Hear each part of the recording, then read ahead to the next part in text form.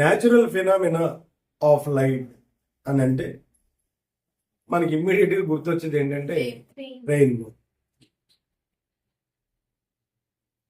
ఈ రెయిన్బో ఎప్పుడు ఫామ్ అవుతుందంటే రెయిన్ వచ్చినప్పుడు ఫామ్. Very simple. అంటే రెయిన్ పడుతూ ఉండాలి, సన్ లైట్ ఉండాలి, అట్మాస్ఫియర్లో సన్ లైట్ ఉండాలి, రెయిన్ పడుతుంది. ఇలాంటి పరిస్థితుల్లో మనం రెయిన్బోని అబ్జర్వ్ చేస్తాం. రెయిన్బో అంటే ఎన్ని కలర్స్ ఉన్నాయి ఐశ్వర్య? 7 కలర్స్. ఈ 7 కలర్స్ ఏంటి అంటే మీ అందరికి తెలుసు, విబ్జ్యార్ అని. విబ్గ్యార్ లేదా విబ్జ్యార్ ఏదో. విబ్జ్యార్లో కలర్స్ ఏంటి అంటే వరుసగా మీరు చెప్పమంటే ఈజీగా చెప్పేస్తారు. Violet, IndiGo, blue, green, yellow, orange, red. ఈ 7 కలర్స్ ఒక ఆర్డర్లో మనం బ్లాక్ ని కలర్ అని అను ఆదిత్య, అది బ్లాక్ మన డార్క్నెస్ అన్నమాట. దీన్నే ఎలక్ట్రోమాగ్నెటిక్ స్పెక్ట్రమ్ అనండి. ఈ ఎలక్ట్రోమాగ్నెటిక్ స్పెక్ట్రంలో ఎన్ని కలర్స్ వచ్చాయని చెప్పారు మీరు? మొత్తం 7 కదండి. ఇలా ఇట్లా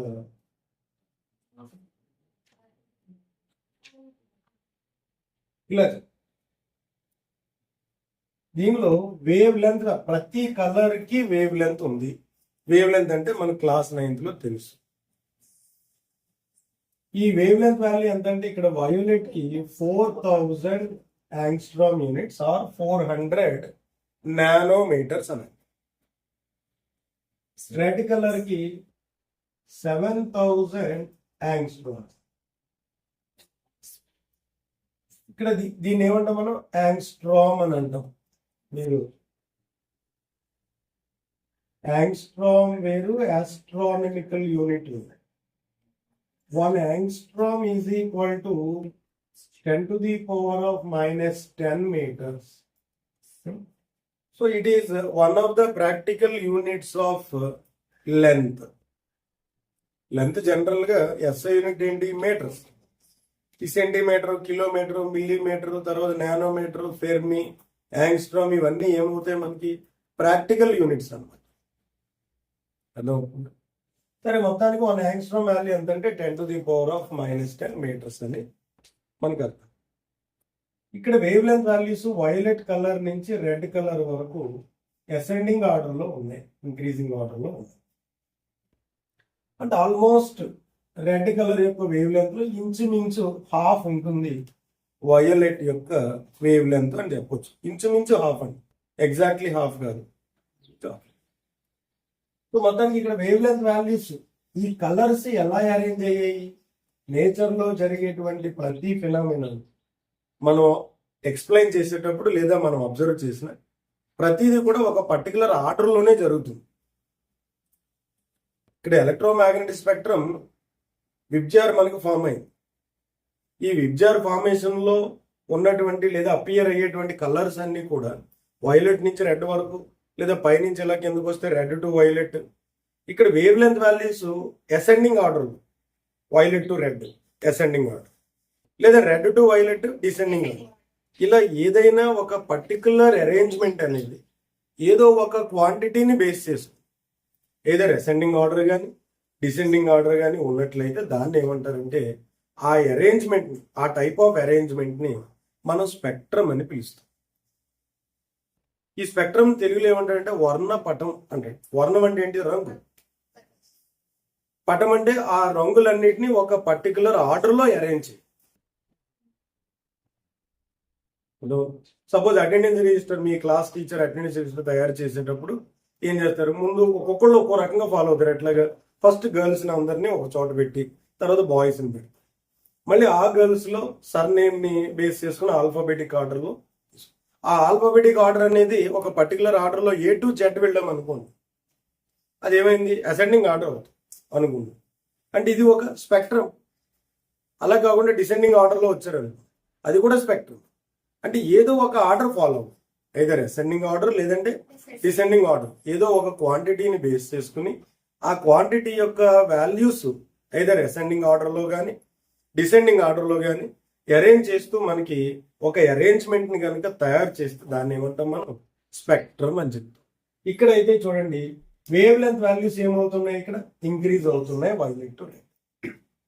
మరి అయితే క్లాస్ 9th లోనే frequency F is equal to 1/λ అని మీరు చదివారు. ఇక్కడ వేవ్ లెంత్ వాల్యూస్ ఇంక్రీజ్ అవుతున్నాయి అంటే violet to red, frequency values ఏమవుతాయి అనమాట డిక్రీజ్ అవుతాయి. ఇప్పుడు సమ్ ఎక్స్ అనే స్టూడెంట్ వేవ్ లెంత్ ని ఎందుకు తీసుకోవాలి, నేను ఫ్రీక్వెన్సీని బేస్ చేసుకుని అరేంజ్ చేస్తానని అన్నాడు అనుకో, అప్పుడు అతనికి ఫ్రీక్వెన్సీ వాల్యూస్ ఏ ఆర్డర్ లో వస్తాయి, డిసెండింగ్ ఆర్డర్ లో వస్తాయి. అది కూడా స్పెక్ట్రమ్ అయితే ఏదో అసెండింగ్ ఆర్డర్ కానీ లేదా డిసెండింగ్ ఆర్డర్ కానీ వేవ్ లెంత్ ని బేస్ చేసుకుని కొంతమంది ఎక్స్ప్లెయిన్ చేస్తారు, కొంతమంది ఫ్రీక్వెన్సీ వాల్యూస్ బేస్ చేస్తారు, కొంతమంది ఎనర్జీ వాల్యూస్. ఏదైనా సరే ఏదో అసెండింగ్ ఆర్డర్ కానీ లేదంటే డిసెండింగ్ ఆర్డర్ ని కానీ బేస్ చేసుకుని ఎక్స్ప్లెయిన్ చేయడం జరుగుతుంది. So this is the meaning of spectrum. అందువల్ల ఫైనల్ గా స్పెక్ట్రమ్ ని మనం ఎలా డిఫైన్ చేస్తాము అని అంటే, ఇక్కడ ఈ పర్టికులర్ క్లాస్ లో regular arrangement of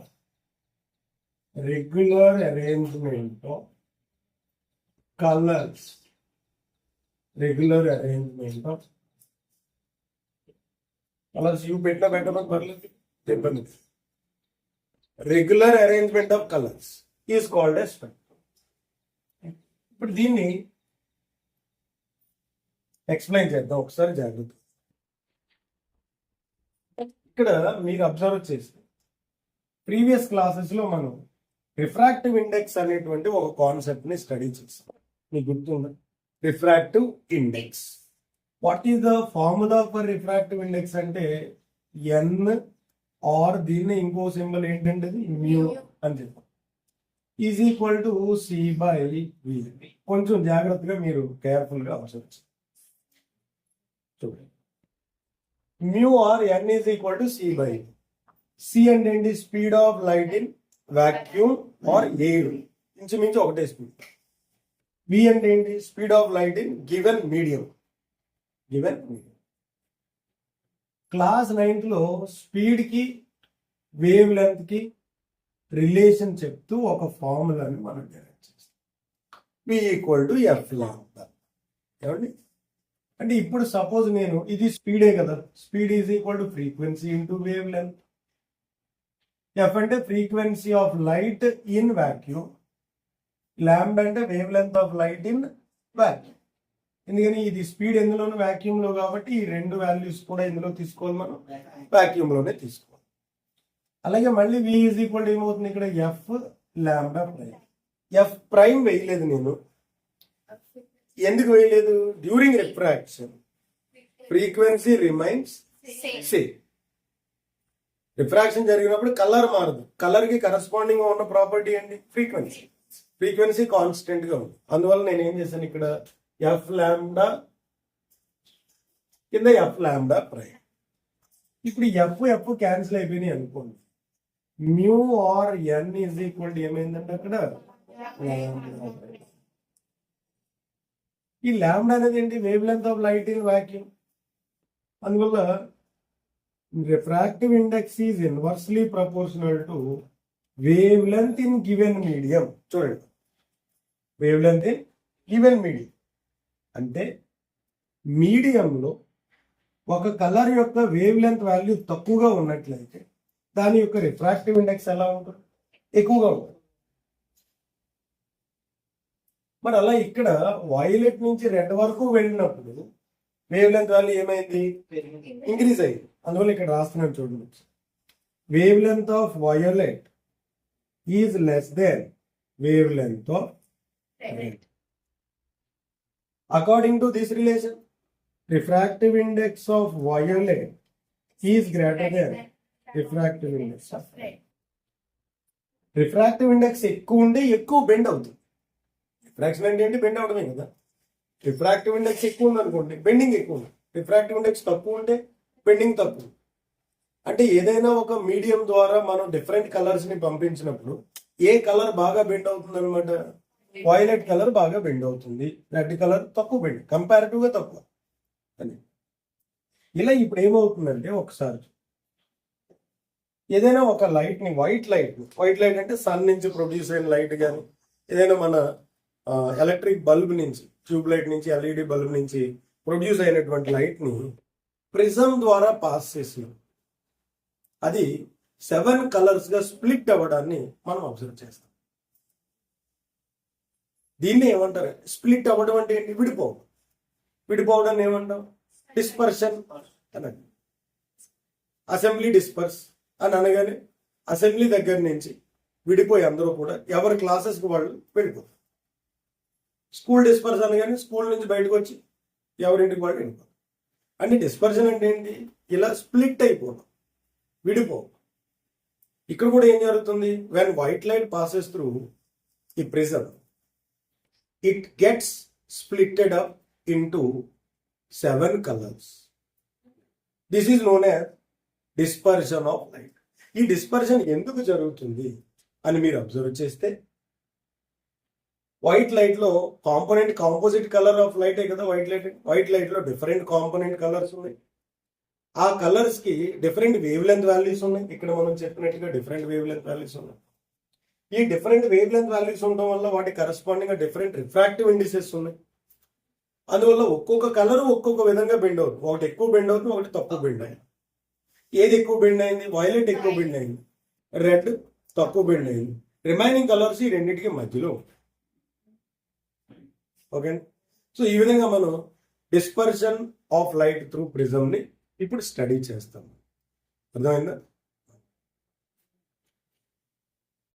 so now the topic is dispersion through prism. Dispersion అంటే మనం చెప్పుకున్నాం ఆల్రెడీ, స్ప్లిట్టింగ్.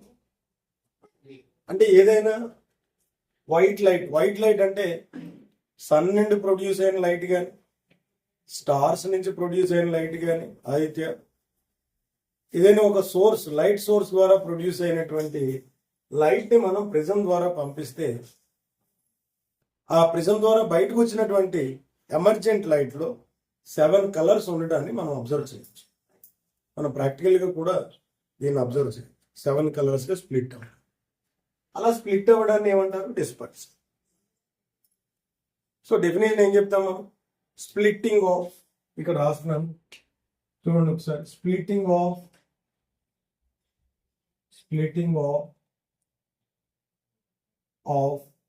white light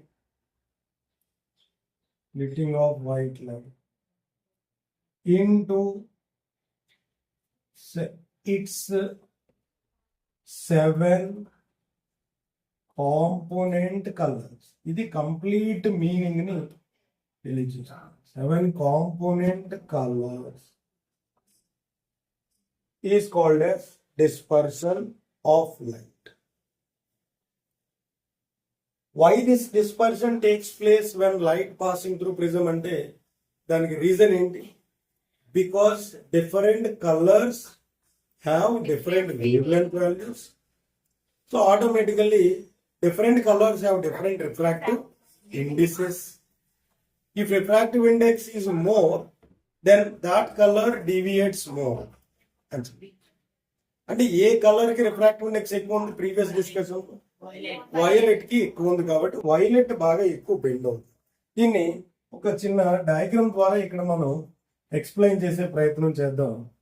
ఈ 7 కలర్స్ ని మనం బోర్డు మీద చూపించలేం కానీ రాద్దాం అంతే.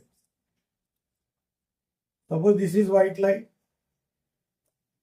ఈ white light first refracting surface మీద ఇన్సిడెంట్ అయింది. ఈ వైట్ లైట్ యాక్చువల్ ఈ ప్రిజం లేకపోతే ఇట్లా ట్రావెల్ చేయాలి. Original path of the incident ray అన్నాను. ఇది 7 కలర్స్ గా ఇట్లా స్ప్లిట్ అవుతుంది. 2, 3, 4, 5 ఇంకో 2 కింద చూద్దాం. మళ్ళీ ఇక్కడ ఏమవుతుందంటే డెన్సర్ టు రేరర్ కదా. డెన్సర్ టు రేరర్ ట్రావెల్ చేసినప్పుడు అవే ఫ్రమ్ ద నార్మల్ కాబట్టి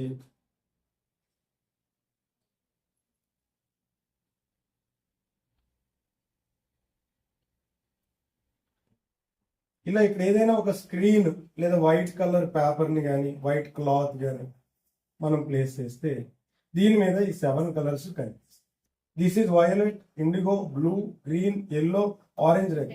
సరే ఏంటి సార్ అన్ని బ్లాక్ కలర్లు ఇచ్చారు మీరు, అయితే కలర్ చెప్తున్నారని పేర్లు అంటే ఇక్కడ అన్ని కలర్ చూపించలేము బోర్డు. మొత్తానికి 7 కాంపోనెంట్ కలర్స్ వచ్చాయి ఆదిత్య, 7 కాంపోనెంట్ కలర్స్ వచ్చేసి. Which colour gets more deviated అంటే violet colour gets more deviated అని చెప్పాం. సో ఇప్పుడు angle of deviation for violet is dv and angle of deviation for red color is dr. Clearly dv is greater than dr. The difference between these two colors is known as angular dispersion. Difference అంటే ఇక్కడ కదా మనం చూపించాల్సింది. Difference అంటే ఏమవుతుంది, ఇది కదండి, ఇదేనా difference. So ఈ డిఫరెన్స్ ని యాంగులర్ డిస్పర్షన్ అని, యాంగులర్ డిస్పర్షన్ అని. సో మొత్తానికి డిఫరెంట్ వేవ్ లెంగ్త్స్ ఉండడం వల్ల డిఫరెంట్ రిఫ్రాక్టివ్ ఇండిసెస్ ఉన్నాయి. డిఫరెంట్ రిఫ్రాక్టివ్ ఇండిసెస్ ఉండడం వల్ల different angle of deviations produce అయ్యాయి.